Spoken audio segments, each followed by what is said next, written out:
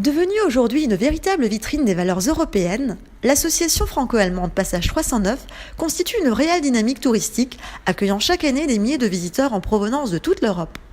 Cet espace écotouristique rhénan, berceau d'une des plus grandes passes à poissons d'Europe, est chapeauté par la chargée de mission tourisme Léa Langlois, qui nous présente les splendeurs de cette magnifique cité rhénane. Alors, Madame Langlois, nous sommes aujourd'hui avec vous, Passage 309, véritable vitrine des valeurs européennes. Qu'est-ce que Passage 309 ? Alors, Passage 309, c'est une association de développement touristique du pays de Gonsheim, Rheinau et environ. On travaille ici sur différents volets, et notamment donc, la gestion de la passe à poissons, la gestion de projets européens et le tourisme en général sur notre territoire. Pouvez-vous nous parler un petit peu de vos fonctions ?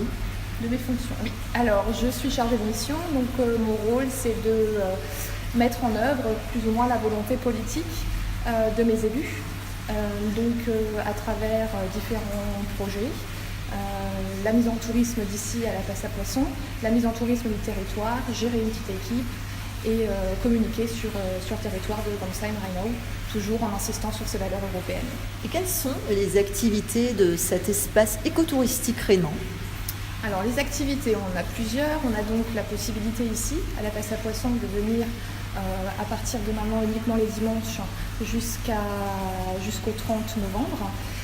Donc c'est différentes possibilités de visite. Vous avez l'audio-guide, vous avez la possibilité de venir ici pour visiter la passe à poissons librement, ou encore à travers la réservation d'une visite guidée qui se fait directement auprès de l'association Passage 309. Si je ne me trompe pas, c'est une des plus grandes passes à poissons d'Europe, n'est-ce pas ? Grâce à laquelle d'ailleurs nous avons une vue pittoresque du Rhin, donc le fleuve le plus long d'Allemagne.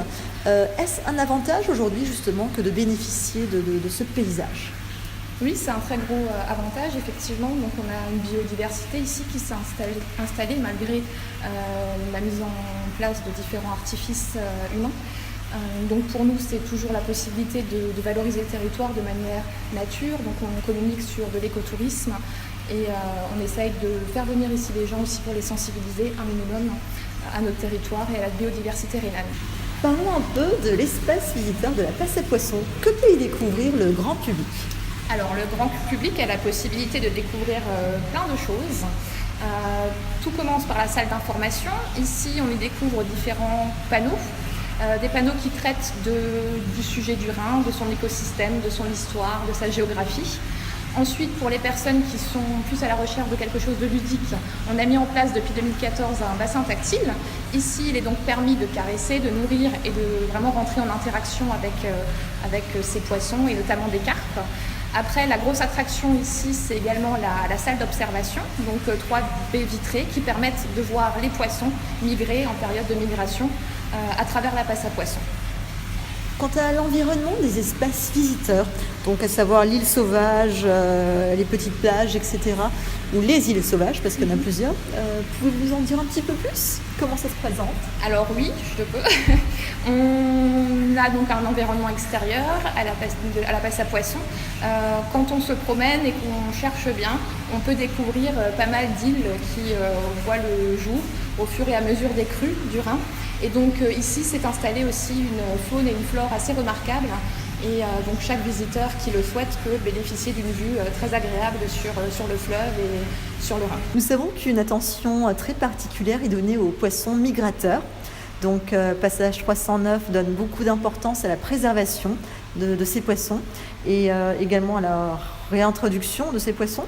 Quels sont les dispositifs mis en place dans le but de les réintroduire ou protéger justement ? Alors les dispositifs mis en place, c'est bien entendu l'installation de passes à poissons sur les différents ouvrages qu'on retrouve sur le Rhin supérieur. À l'heure actuelle, on en compte une à Iffezheim, une à Gamsheim, une à Strasbourg et une à Kems, dans le sud de l'Alsace. Avez-vous des statistiques quant aux migrations à la passe à poissons, donc notamment en 2016-2017 ?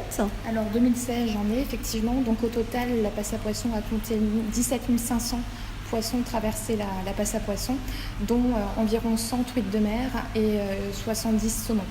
Alors un message au grand public peut-être ? Alors oui, un message, j'en ai un. Alors déjà, d'une part, si vous souhaitez voir le Rhin sans vous mouiller, être dans le Rhin sans vous mouiller, ici c'est possible grâce à nos baies vitrées.